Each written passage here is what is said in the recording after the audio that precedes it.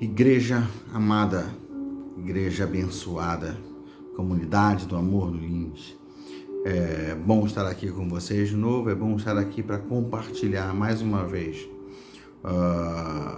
aquilo que Deus tem dado para nós como direção, que vai construir a nossa mentalidade, a nossa identidade nele, ou fortalecer a nossa identidade nele. A gente tem vindo aqui sempre falar sobre os temas das células, né? E hoje eu estou iniciando um novo assunto para o mês de junho e eu queria compartilhar com vocês, abrir essa proposta. Interessante é que eu tive algumas conversas com alguns queridos, né? Alguns irmãos da nossa igreja, e falando sobre a questão de desânimo, enfim, sobre uma série de questões que envolviam essa dificuldade de caminhar espiritualmente, de se mover espiritualmente. E eu senti assim a grande necessidade de falar sobre fervor espiritual. Eu estava me sentindo direcionado a falar sobre fervor espiritual. Mas eu fiquei orando e buscando palavras e eu não me senti assim, como se a inspiração não viesse, né? E um texto me veio à mente, que era o texto de Efésios, ou melhor, o texto de Apocalipse, capítulo 2, que fala sobre a igreja de Éfeso. E esse texto, ele acabou me perseguindo. Eu não conseguia construir assim, a linha de raciocínio, né? Pelo menos não para 4 semanas, para uma mensagem, para uma palavra, para um estudo isolado, a gente conseguiria fazer, mas eu não consegui conectar para 4 semanas. E fui pegando alguns materiais, ouvindo algumas palavras a respeito do assunto, e esse texto estava ali sempre presente. Eu me sentia assim com uma impressão de estar falando mais do mesmo, mais do que eu já tenho falado na igreja. E permaneci orando e nesses dias, assim, há 2, 3 dias atrás, começou a vir uma proposta de Deus. Deus me abriu os olhos quanto a esse texto, né? E eu mudei um pouco o tema.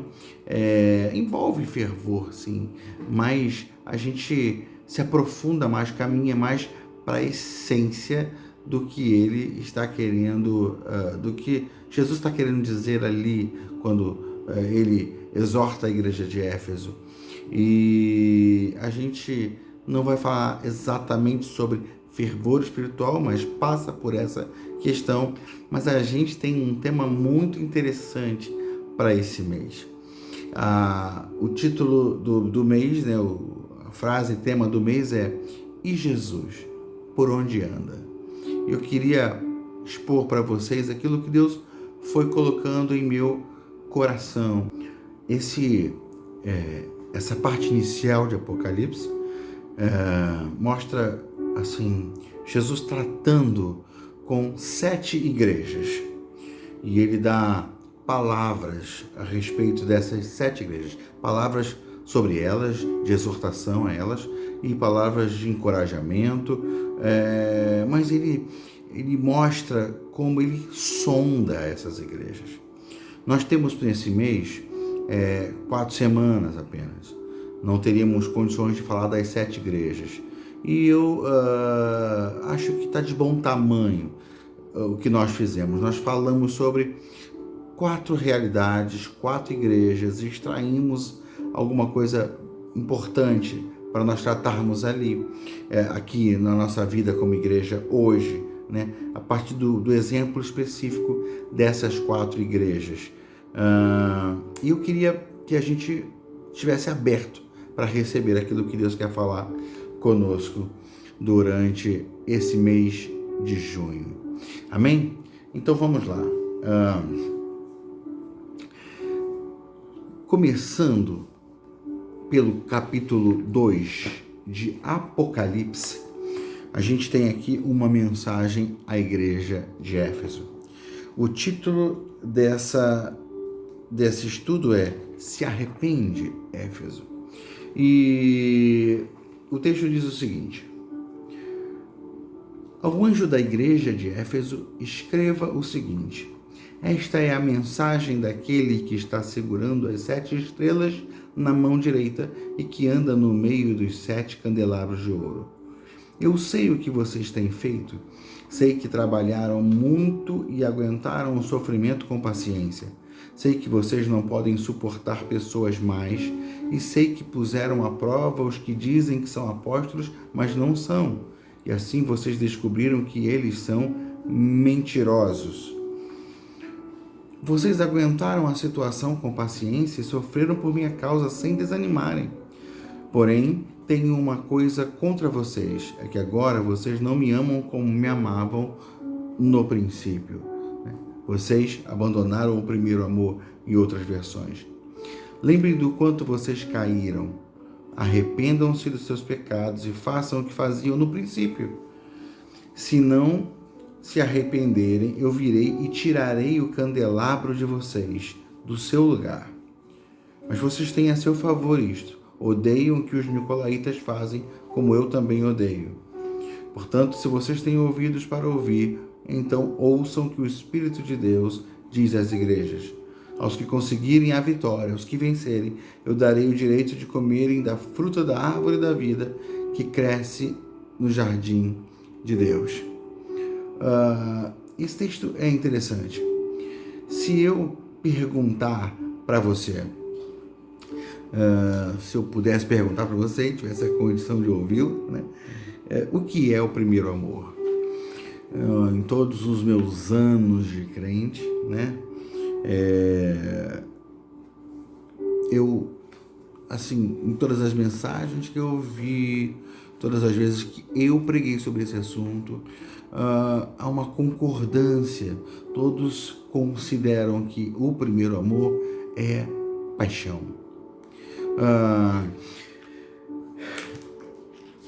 Voltar ao primeiro amor é voltar àquele calor inicial, calor do primeiro encontro, aquele fervor na alma, no coração. Voltar ao primeiro amor é voltar àquela explosão de alegria, pela descoberta desse amor que é maior do que tudo, que é melhor do que tudo, da pessoa de Jesus que nos arrebatou, enfim. Voltar ao primeiro amor é voltar a se apaixonar por Deus, pelo Senhor Jesus. Eu não vou dizer que isso está errado. Pelo contrário, isso está certíssimo. Mas tem alguma coisa a mais que isso. Porque enquanto eu lia esse texto, eu comecei a perceber que essa não parecia uma igreja que tinha falta de paixão. Não.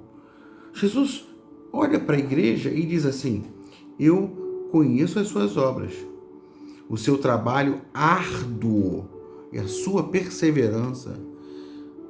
Então, eles trabalhavam arduamente e com perseverança. Fala assim: sei que você não pode tolerar homens maus, que pôs à prova os que dizem ser apóstolos, mas não são, e descobriu que eles eram impostores. Então, vocês estão trabalhando na defesa da fé, sabe? Rejeitando falsas profecias, falsos profetas, sabe? Vocês estão sendo valentes pela verdade. Versículo 3 fala: você tem perseverado e suportado os sofrimentos por causa do meu nome e não tem desfalecido. Se eles não estão desfalecendo, se eles estão suportando, se eles estão perseverando, ou seja, avançando, mesmo em meio a trabalhos árduos, essa não parece uma igreja que precisa de renovo, de mais paixão, mais vigor. Pelo contrário, Jesus está elogiando o vigor deles, a perseverança deles, a força deles. Então, eu fiquei pensando que talvez esse primeiro amor não seja exatamente no seu sentido pleno, completo, a paixão. Então, o que é esse primeiro amor? O que seria esse primeiro amor ao qual nós temos que voltar? Veja, essa igreja estava ocupada com muitas missões. Ela estava cheia de propósito. Ela estava imbuída, sabe, do sentimento, no sentimento, no compromisso, né? Do compromisso de defender a fé, de defender a Cristo. Mas de alguma forma, eles abraçaram tão profundamente aquilo que aparentemente diz respeito a Cristo, mas esqueceram o próprio Cristo. Ou não estavam dando atenção devida a Cristo.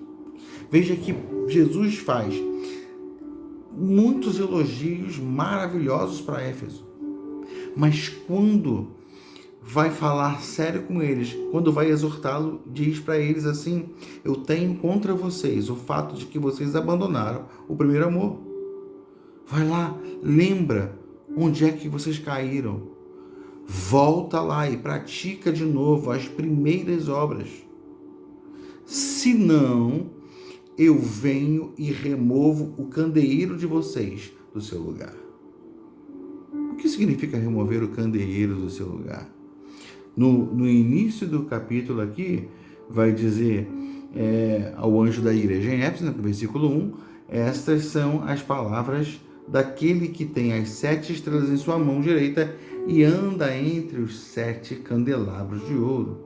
Se vocês voltarem um pouquinho, no versículo anterior, ele vai explicar, Jesus apareceu numa visão para João, andando sobre 7 candelabros de ouro, tinha 7 estrelas na mão e outros detalhes mais, e aí ele vai explicar algumas dessas coisas. Ele diz no versículo 20, capítulo 1, versículo 20, este é o mistério das 7 estrelas que você viu em minha mão direita, e dos 7 candelabros. As 7 estrelas são os anjos das 7 igrejas, e os 7 candelabros são as 7 igrejas.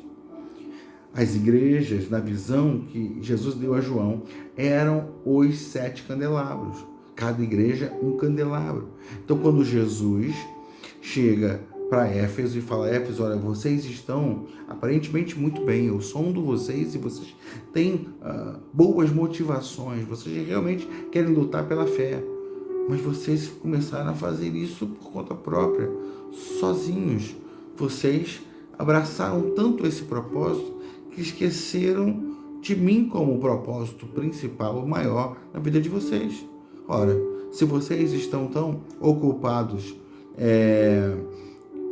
em ser esse grupo que vive na periferia do relacionamento comigo, sabe? Conhece as coisas a meu respeito, mas não quer me conhecer profundamente, então vocês estão praticamente deixando de ser igreja. Estão virando uma instituição, estão virando uma organização, mas não mais o organismo vivo que me representa na Terra. Então, quando Jesus fala, ameaça a igreja de Éfeso dizendo: eu vou remover o meu candelabro, é o mesmo que dizer: eu vou destituir vocês da condição ou da autorização que vocês têm para operar como minha igreja. Ou seja, isso é muito grave. Então, quando a gente entende, percebe a realidade da igreja de Éfeso, havia vigor, havia ânimo, havia atitude, havia paixão, mas já não estava vendo mais Cristo, já não estava vendo mais Jesus habitando ali, se movendo, operando, dirigindo, ensinando, falando diretamente. Sabe, quando Jesus fala para Éfeso, volta ao primeiro amor, é o mesmo que ele estivesse falando: volte a mim. Por quê? Porque Jesus é o primeiro amor. Ele é o primeiro amor. Jesus é aquele com quem nos encontramos para a salvação. Aquele que mudou a nossa história, a nossa vida. Aquele que nos salvou. Nele a nossa vida começa, nele a nossa vida se mantém. Nele tudo vai encerrar nessa terra e existir, enfim, pela eternidade, com uma outra realidade, mas tudo é nele, é por ele, é para ele. Jesus é o nosso primeiro amor. Em Filipenses, capítulo 3, versículos 7 e 8, Paulo está, nesse texto, nesse capítulo, Paulo está alertando os filipenses sobre falsos irmãos, falsos pregadores, que ensinavam uma série de coisas que envolviam um legalismo muito sério, né? Herança lá judaica, e essas coisas assim tinham aparência de que te tornavam alguém piedoso, mas na verdade era só uma casca. E aí Paulo está falando: tome cuidado com esses pregadores. Mas Paulo não só fala para eles tomarem cuidado com esses pregadores, mas se apresenta como uma referência. O que vocês estão vendo em mim? Uma preocupação só em pregar, só em ensinar, só em mostrar, só em ajustar o pensamento de vocês? Não. Vocês veem em mim mais do que isso. Eu posso dizer para vocês que eu poderia me orgulhar muito, porque eu era o cara. No judaísmo eu era o cara. No judaísmo eu arrebentava. Estava no topo. Mas, sabe, nada daquilo vale mais para mim, tem valor para mim. Tudo que um dia foi lucro, tudo que um dia foi representou alguma vantagem para mim, hoje eu considero como perda, por causa da sublimidade do conhecimento de Cristo Jesus. Como quem diz que conhecer Jesus é alguma coisa tão superior a qualquer outra experiência, que eu vou ostentar o quê? Que posição, cargo, status é que eu vou ostentar?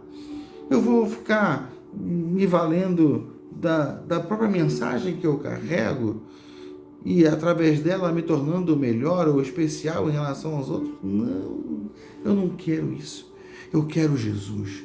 Eu quero viver nele, por ele, para ele. Eu quero me alimentar dele. Eu quero agradar a ele. É isso que ele fala no capítulo 3, versículo 7 e 8 de Filipenses. Mas o que para mim era lucro, passei a considerar como perda por causa de Cristo. Mais do que isso, considero tudo como perda comparado com a suprema grandeza do conhecimento de Cristo Jesus, meu Senhor, por quem perdi todas as coisas. E ele ainda diz: e eu as considero como esterco. Ou seja, ele reduz tudo isso a coisa nenhuma, a coisa vil, a coisa sem valor. E aí, o que Paulo está ensinando para a gente? Está ensinando para a gente que, depois de anos de ministério, depois de anos já investindo em tantas igrejas, em tantos ministérios, em tantas pessoas, depois de anos de crescimento da presença do Senhor, alguma coisa ainda arde no seu coração. Jesus.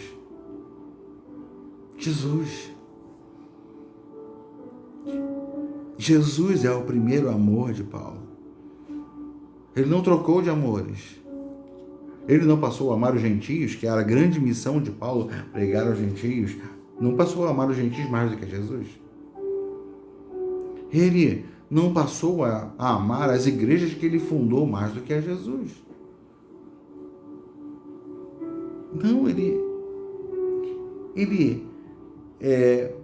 estruturou, fundamentou, trabalhou arduamente pelas igrejas, pela causa do Evangelho, mas nunca tornou as coisas que fazia mais importantes do que Jesus.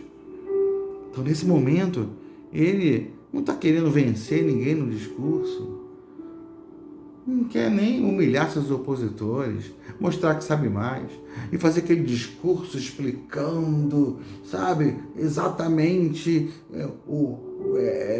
todos os equívocos, todas as baboseiras que os seus adversários teológicos estavam falando. Não, ele falou assim: deixa eu dar o meu testemunho para vocês.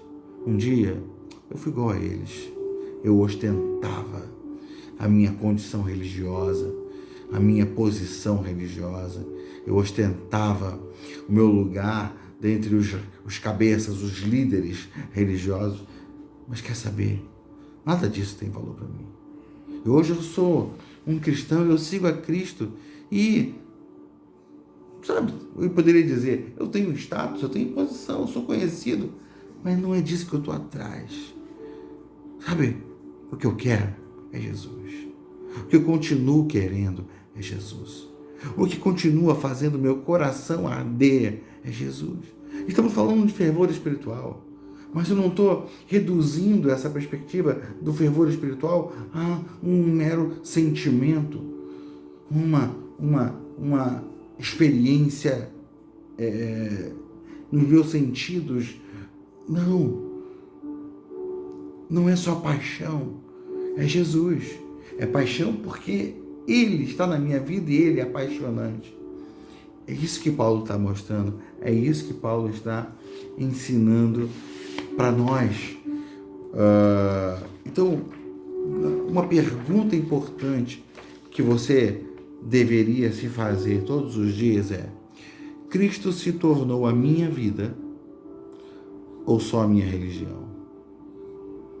Se você conseguir responder essa pergunta com toda sinceridade, você vai começar a entender se há coisas a ajustarem dentro de você em relação a Cristo, se há realmente a necessidade de você retornar a algum lugar. Se Jesus estivesse falando ali para Éfeso apenas de paixão, ele diria para os Efésios se reanimarem, ele daria algum exercício espiritual para que os Efésios se voltassem para ele. Não, mas sabe o que ele exigiu de Éfeso? Sabe o que ele pediu a Éfeso? Assim, Efésios, ele estava falando para eles: olha, lembra do lugar, do momento em que vocês caíram, se perderam, volta lá e se arrepende, Éfeso. Se arrepende de que alguém ficaria de forma... Jesus ficou louco? Se arrepende de que? O Senhor fala que a gente persevera, que a gente luta pela fé, que a gente é valente, que a gente não desiste, mesmo passando por sofrimentos. A gente não está em pecado, a gente, pelo contrário, está fazendo tudo para te agradar. Não, se arrepende porque você colocou o ofício cristão, da vida cristã, acima de mim. Se arrepende, Éfeso. Volta para mim. Se arrepende. Então, não é só paixão, é pecado. É viver sem centralizar Cristo em nossa vida, em nosso ministério. E aí, Cristo fala para eles: se arrependam e voltem a mim. Eu queria terminar esse estudo lendo com vocês Colossenses 1, de 9 a 29. Esse é um texto grande, mas eu quero ler com vocês. Ele vai dizer assim: por essa razão, desde o dia em que o ouvimos, não deixamos de orar por vocês e de pedir que sejam cheios do pleno conhecimento da vontade de Deus, com toda a sabedoria e entendimento espiritual. E isso para quê? Olha o que é a sabedoria que flui de conhecermos a Deus e a sua vontade. Conhecemos no nível de intimidade. O que isso gera? Né? Isso faz com que, versículo 10, nós possamos viver de maneira digna do Senhor e em tudo agradá-lo, frutificando em toda boa obra, crescendo no conhecimento de Deus e sendo fortalecido com todo o poder, de acordo com a força da sua glória, para que tenham toda a perseverança e paciência com alegria, dando graças ao Pai que nos tornou dignos de participar da herança dos santos no reino, da luz, pois ele nos resgatou do domínio das trevas e nos transportou para o reino do seu Filho amado, em quem temos a redenção, a saber, o perdão dos pecados. Então ele nos transportou de um reino de trevas para um reino onde o seu Filho é o centro, um reino que pertence ao seu Filho. E aí vai dizer sobre Cristo. Esse Filho, ele, quem ele é? Ele é a imagem do Deus invisível, o primogênito sobre toda a criação, pois nele foram criadas todas as coisas, nos céus e na terra, as visíveis e as invisíveis, sejam tronos ou soberanias, poderes ou autoridades, todas as coisas foram criadas por ele e para ele. Ele é antes de todas as coisas e nele tudo subsiste. Ele é a cabeça do corpo, que é a igreja, é o princípio e o primogênito dentre os mortos, para que em tudo tenha a supremacia. Ele é superior a todas as coisas. Eu não tenho tempo para trabalhar todo esse texto, mas esse texto está falando sobre a centralidade da pessoa de Cristo Jesus em relação ao universo, em relação à própria existência, em relação a todas as coisas. Tudo converge para Ele, para dar glória a Ele. Essa consciência precisa estar clara em nós. Pois foi do agrado, versículo 19, de Deus, que nele habitasse toda a plenitude, por meio dele reconciliasse consigo todas as coisas, tanto as que estão na terra quanto as que estão nos céus, estabelecendo a paz pelo seu sangue derramado na cruz. Antes, vocês estavam separados de Deus, e na mente de vocês eram inimigos por causa do mau procedimento de vocês. Mas agora ele os reconciliou pelo corpo físico de Cristo, mediante a morte, para apresentá-los diante dele santos, inculpáveis e livres de qualquer acusação, desde que continuem alicerçados e firmes na fé, sem se afastarem da esperança do Evangelho que vocês ouviram e que tem sido proclamado a todos os que estão debaixo do céu. Esse é o Evangelho do qual eu, Paulo, me tornei ministro. De que Evangelho Paulo se tornou ministro? Do Evangelho que fala de Cristo, da Boa Nova. O Evangelho é a Boa Nova, da Boa Nova que apresenta Cristo como a resposta para as nossas vidas. Cristo é o centro da mensagem de Paulo, Cristo é o centro do Evangelho, Cristo é a figura central, deve ser a figura central da nossa vida.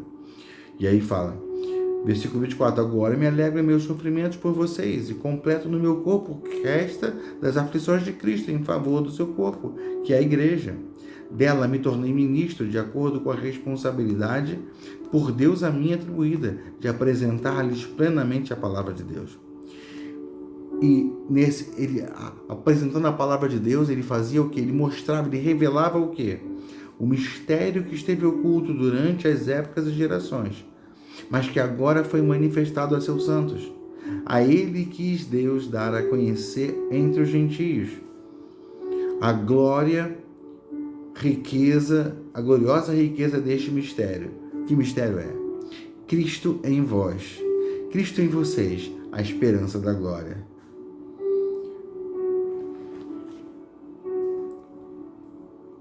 O que Paulo está dizendo? Havia um mistério oculto e eu tenho o prazer, o compromisso de anunciar, o dever de anunciar. Que mistério é esse que estava em oculto? Era o plano de Deus de fazer Cristo Jesus habitar em nós. Cristo em nós é a esperança da glória. Meus queridos, eu penso que a igreja do Senhor Jesus hoje precisa passar pela mesma sondagem da igreja de Éfeso.